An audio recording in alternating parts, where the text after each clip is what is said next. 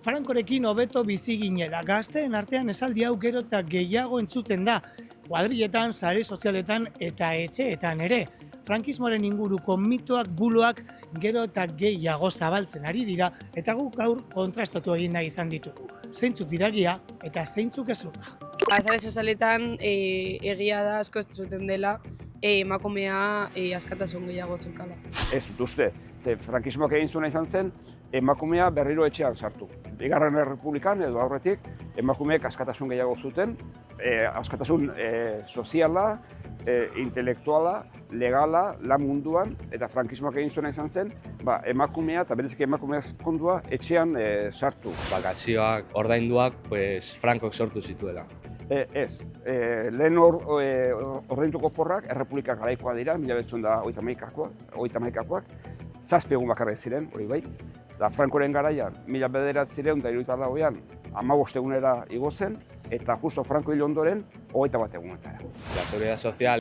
Ez, gizarte segurantza prozesu bat da, lege asko, arau asko daude gizarte segurantzaren atzean, eta Espainian, 1902an, Eduardo Datorekin hasi zen prozesu hori garatzen. Frankoren garaian, bai egin zen, sistema hori koherentiagoa egin eta zabaldu. Baina esan sortu orduan, baizik eta aurretik datoren prozesu baten bilakaera da.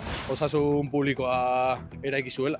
Ospital asko eraiki zen Frankoren garaian, biztanleria asko hasi zelako. Baina, jende asko gogoratuko du, Frankoren azkeneko urteetan ospitala bai bazeuden, baina gabezi asko zeuden, eta jende asko ezin zuen ospitalera joan.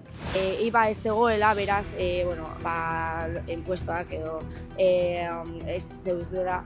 Orduan jendea aberatsagoa zela, hobeto bizi zirela.